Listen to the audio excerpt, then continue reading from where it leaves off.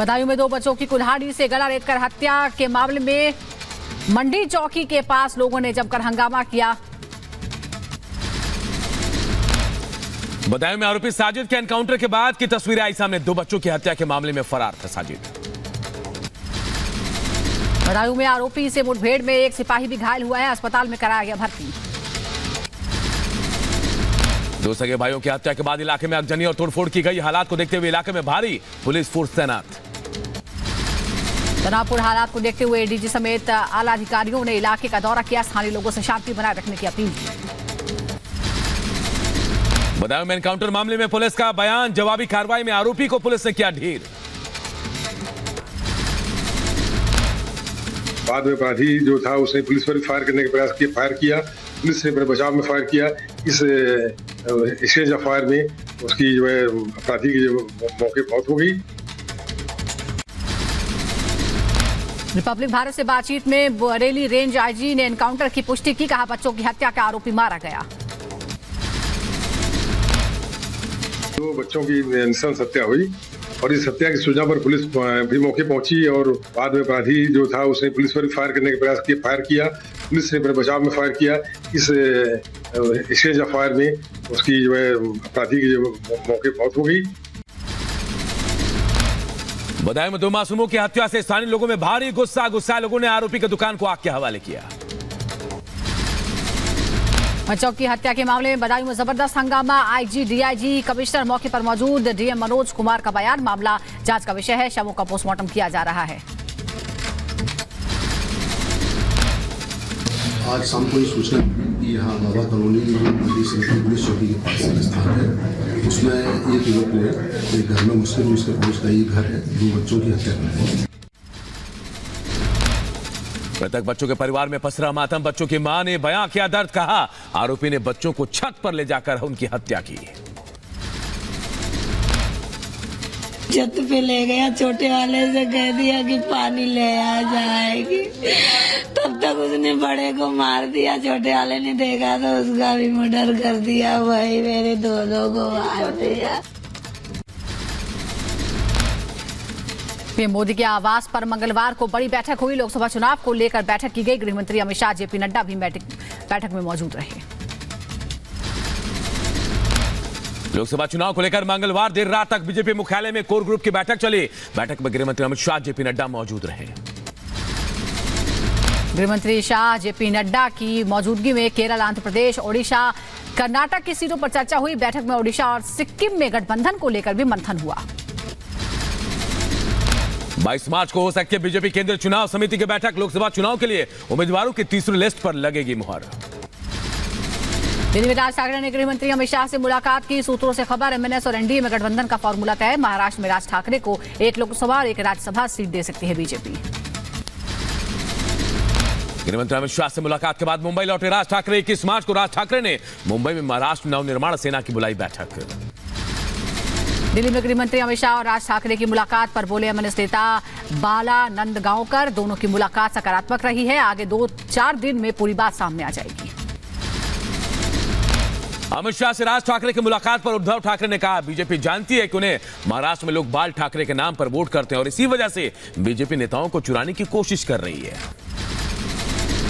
पशुपति पारस के मोदी कैबिनेट से इस्तीफे पर बोले जीतन राम मांझी। पहले पारस ने कहा कि वो एनडीए के सिपाही हैं और अब इस्तीफा दे दिया है। इसका मतलब वो आगे एनडीए के सिपाही नहीं रहे। एनडीए में सीट बंटवारे से नाराज उपेंद्र कुशवाहा को बीजेपी ने मनाया। कुशवाहा की पार्टी राष्ट्रीय लोक मोर्चा को 1 लोकसभा सीट के साथ 1 एमएलसी सीट भी मिलेगी।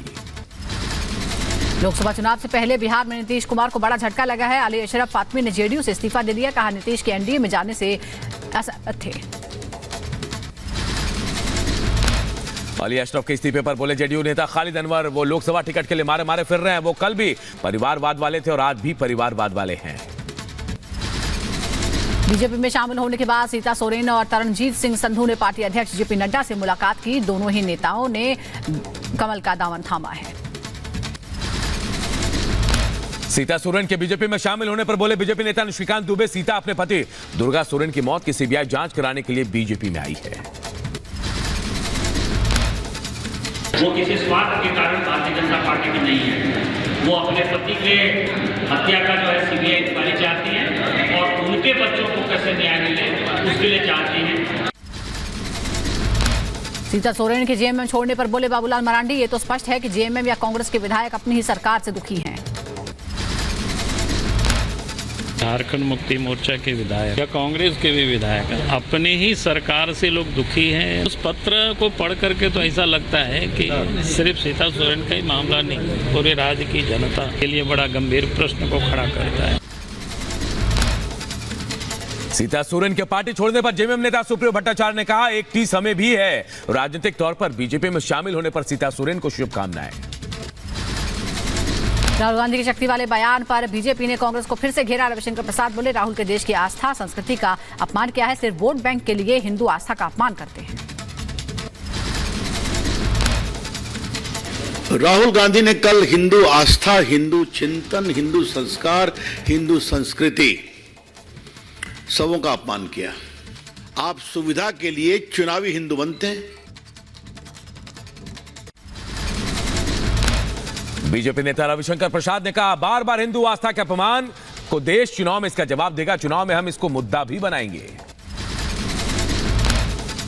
हिंदू आस्था का अपमान करना इन लोग की फितरत हो गई है और देश इसका जवाब देगा। इस चुनाव में इसको हम जबरदस्त मुद्दा बनाएंगे। शक्ति वाले बयान को लेकर बीजेपी के हमले पर बोले कांग्रेस नेता राजीव शुक्ला, शक्ति से राहुल गांधी का मतलब दुष्ट शक्ति से था, मां दुर्गा की शक्ति से मतलब नहीं था। गुजरात कांग्रेस के प्रदेश अध्यक्ष शक्ति सिंह गोहिल बोले, बीजेपी राहुल के शक्ति वाले बयान को गलत तरीके से पेश कर रही है। बीजेपी की नकारात्मक शक्ति ने देश के 10 साल को बर्बाद कर दिया है। महाराष्ट्र एनडीए की आज हो सकती है बड़ी बैठक के बाद सीट शेयरिंग का रास्ता साफ हो सकता है। एनडीए के बैठक के बाद सीएम एकनाथ शिंदे ने अपने विधायकों और नेताओं की बुलाई बैठक। 21 मार्च को शिंदे गुट के नेता बैठक करेंगे। लोकसभा के पहले चरण के चुनाव की अधिसूचना आज होगी जारी। पहले चरण में 102 सीटों पर डाले जाएंगे वोट। 19 अप्रैल को होनी है पहले चरण की वोटिंग। यूपी के लोकसभा के पहले चरण के लिए आज से शुरू होगा नामांकन। प्रदेश की 8 सीटों पर 19 अप्रैल को होनी है वोटिंग। लोकसभा चुनाव को लेकर कांग्रेस ने तीसरी सूची के नामों पर लगाई मुहर। 11 राज्यों की 80 सीटों के उम्मीदवारों का मंथन हुआ। दिल्ली में पार्टी मुख्यालय में हुई कांग्रेस सीईसी की बैठक। लोकसभा चुनाव में उम्मीदवारों के नामों पर चर्चा हुई। कांग्रेस सीईसी की बैठक के बाद बोले कर्नाटक के मुख्यमंत्री सिद्धारमैया, कांग्रेस की तीसरी लिस्ट पर चर्चा हुई है, जल्द उम्मीदवारों के नामों का ऐलान करेंगे। आजमगढ़ से समाजवादी पार्टी के प्रत्याशी ने किया जीत का दावा। कहा, पिछली बार निरुआ के जीत का मार्जिन बहुत कम था, इस बार हार का मार्जिन ज्यादा रहेगा। मुझे उम्मीद है कि न केवल इस गैप को भरेंगे बल्कि आजमगढ़ के लोगों के आशीर्वाद और समर्थन से ऐतिहासिक जीत होगी। महुआ मोतरा को लेकर निशिकांत दुबे का बड़ा दावा। कहा, मेरी शिकायत को सही मानते हुए सीबीआई जांच के आदेश दिए गए हैं। चुनाव में राजनीतिक दलों द्वारा मुफ्त सुविधाओं पर रोक वाली याचिका पर आज अहम सुनवाई। सुप्रीम कोर्ट करेगा मामले की सुनवाई। देश की छवि और विश्वसनीयता को नुकसान पहुंचाने को लेकर आज दिल्ली हाईकोर्ट में सुनवाई। राहुल गांधी, केजरीवाल और अखिलेश यादव के खिलाफ झूठ फैलाने और भ्रम फैलाने को लेकर याचिका पर सुनवाई होगी। असम के मुख्यमंत्री हिमंता बिस्वा शर्मा का बड़ा बयान। कहा, कांग्रेस के प्रत्याशियों को वोट देकर अपना वोट बर्बाद ना करे। जो भी कांग्रेस की गलती से जीत जाएगा वो भी इस्तीफा देकर बीजेपी में शामिल हो जाएगा।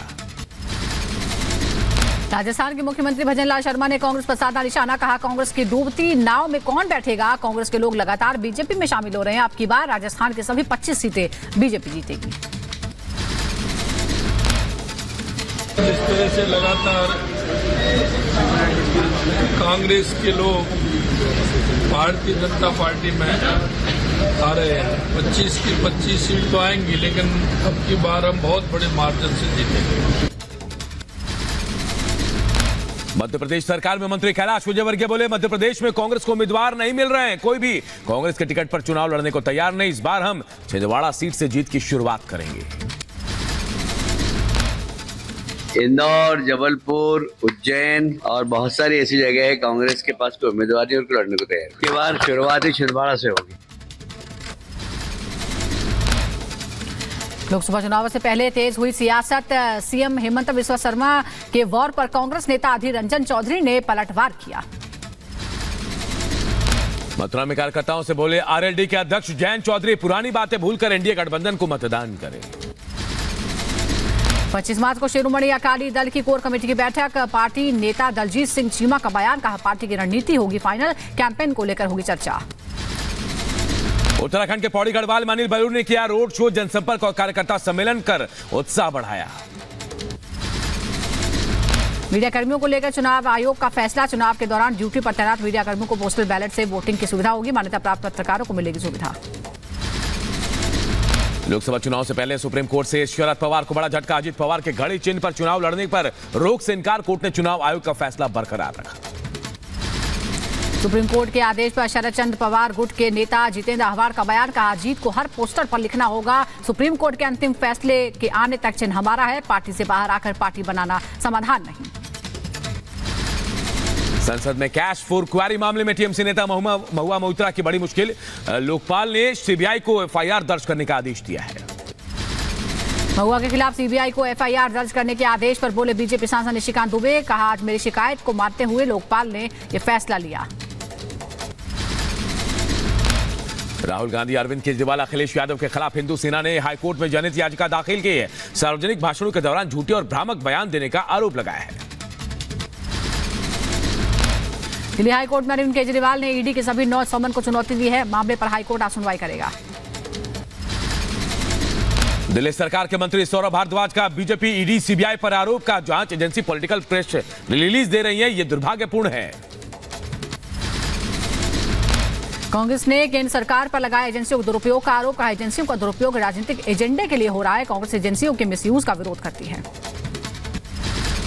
कांग्रेस पर केंद्रीय मंत्री प्रहलाद जोशी का बड़ा आरोप, कहा पीएम मोदी और बीजेपी का अपमान करना कांग्रेस शासित राज्यों के मंत्रियों की मजबूरी है। हरियाणा में हुआ कैबिनेट विस्तार, महिपाल ढांडा, सीमा त्रिखा समेत 7 विधायक बने मंत्री, राज्यपाल बंडारू दत्तात्रेय ने शपथ दिलाई। उत्तराखंड के नए प्रमुख सचिव गृह की नियुक्ति, आईएएस दिलीप जावलकर को मिली जिम्मेदारी, सचिव वित्त का पद संभाल रहे हैं जावलकर। कर्नाटक के बेंगलुरु में युवक से मारपीट के मामले में 5 आरोपी गिरफ्तार किए गए हैं, पुलिस ने सुलेमान, शाहनवाज, रोहित, तरुण और जाहिद को गिरफ्तार किया है, एक की तलाश जारी। हनुमान चालीसा मामले पर केंद्रीय मंत्री शोभा करंदलाजे का बयान, कहा कर्नाटक सरकार हिंदू विरोधी, यहां लगातार हिंदुओं का अपमान हो रहा है। यूपी के कानपुर में सपा विधायक इरफान सोलंकी के लिए नमाज अदा करने का मामला, विधायक के लिए दुआ करने की अपील करते इमाम का वीडियो वायरल, इमाम पर मुकदमों को अवैध बताने का आरोप। पतंजलि के भ्रामक विज्ञापन वाले मामले में सुप्रीम कोर्ट का नोटिस, रामदेव और बालकृष्ण को पेश होने का आदेश। लखनऊ में 17 मई तक धारा 144 लागू, रमजान होली को लेकर आदेश, गड़बड़ी फैलाने वालों पर होगी सख्त कार्रवाई। दिल्ली के भारत मंडपम में स्टार्टअप महाकुंभ का आगाज, पीएम मोदी ने सोशल मीडिया पर स्टार्टअप महाकुंभ